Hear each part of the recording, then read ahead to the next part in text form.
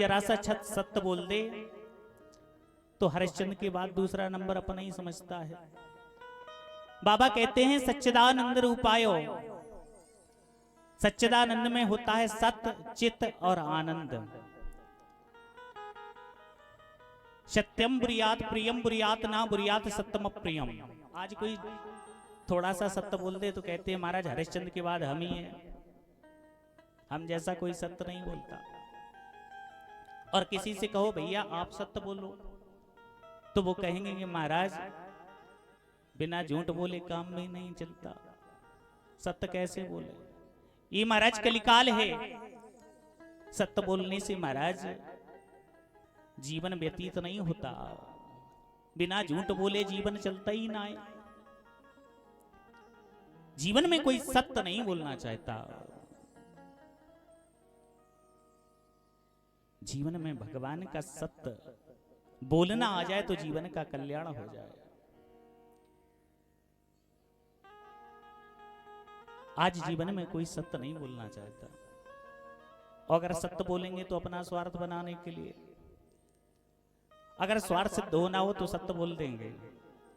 लेकिन महाराज बड़ी विडंबना है,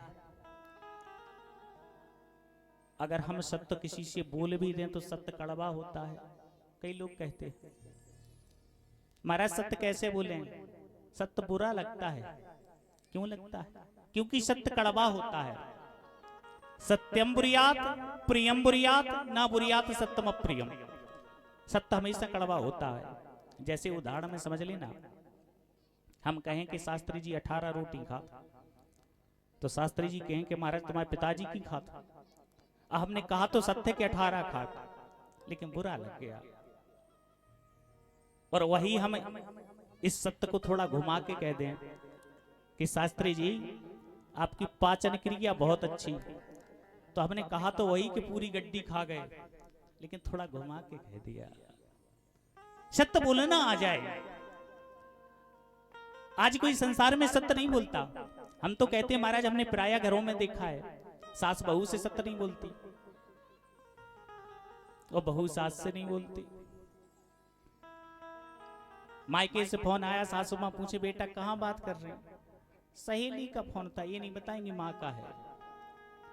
सत्य नहीं बोलना चाहता। जीवन में सत्य बोलना बहुत आवश्यक है। धर्म न दूसर